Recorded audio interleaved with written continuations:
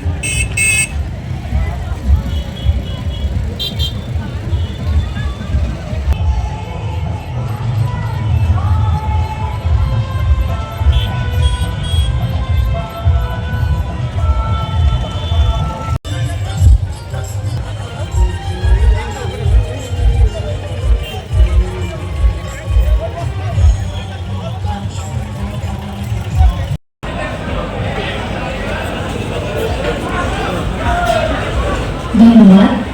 সবার মনের প্রতি এরপর বক্তব্য রাখবেন মাননীয় সাংসদ ঘোষণা করেছিল মমতা ব্যানার্জি রাজ্যে আগেরবার 40 লক্ষ টাকা দিয়েছিল।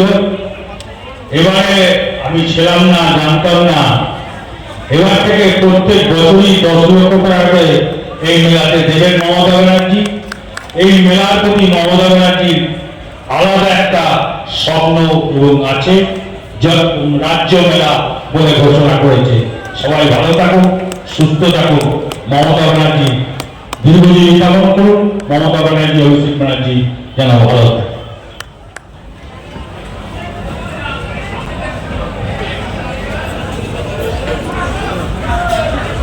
ধন্যবাদ। সবার মনের প্রতি এরপর বক্তব্য রাখবেন মাননীয় সাংসদ